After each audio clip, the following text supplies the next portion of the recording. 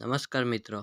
આજે આપણે બાયોલોજીનો સૌથી મહત્વપૂર્ણ ટોપિક શીખવાના છીએ, કોષ એટલે કે સેલ.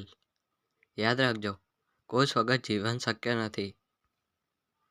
ચાલો પહેલાં સમજીએ કોષ એટલે શું. કોષની વ્યાખ્યા: જીવના શરીરની સૌથી નાની, રચનાત્મક અને ક્રિયાત્મક એકમને કોષ કહે છે.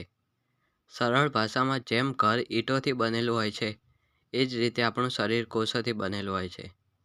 બધા છોડ, પ્રાણી અને માણસ બધા કોષોથી બનેલા હોય છે.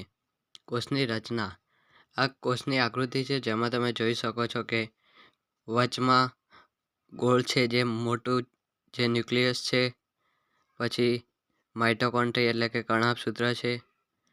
પછી સેલ મેમ્બ્રેન છે, લાઇસોઝોમ છે, જે તમે આકૃતિમાં સ્પષ્ટ રીતે જોઈ શકો છો. પહેલું છે કોષ દિવાલ. કોષને આકાર અને મજબૂતી આપે છે અને કોષને રક્ષણ આપે છે. પછી બીજું છે કોષ પટલ એટલે કે સેલ મેમ્બ્રેન. કોષને બહારથી ઘેરી રાખે છે. શું અંદર જશે અને શું બહાર આવશે તેનું નિયંત્રણ કરે છે, એટલે કે ગેટ કીપર જેવું કાર્ય કરે છે. પછી ત્રીજું છે કોષરસ એટલે કે સાયટોપ્લાઝમ. કોષની અંદર જેલી જેવો પ્રવાહી ભાગ હોય છે, જેને કોષરસ તરીકે ઓળખવામાં આવે છે. તેમાં બધા પ્રકારની અંગિકાઓ તરતી હોય છે. કોષની મોટા ભાગની ક્રિયાઓ કોષરસમાં થાય છે. પછી છે ન્યુક્લિયસ.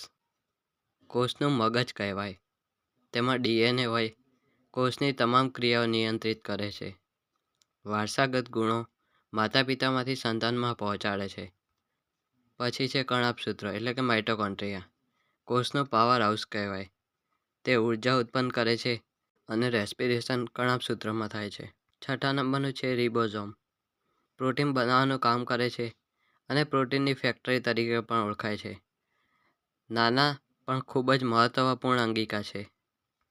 અંતઃકોષરસ જાળ. પ્રોટીન અને ચરબીનું પરિવહન કરે છે. અંતઃકોષરસ જાળના બે પ્રકાર છે, ખરબચડી અંતઃકોષરસ જાળ અને લીસી અંતઃકોષરસ જાળ. પછી આઠમા નંબરનું છે ગોલ્ગી બોડી. પ્રોટીનને પેક કરીને મોકલવાનું કામ કરે છે. પોસ્ટ ઓફિસ જેવી કામગીરી કરે, તેથી તેને પોસ્ટ ઓફિસ તરીકે પણ ઓળખાય. પછી નવમું છે લાઇસોઝોમ.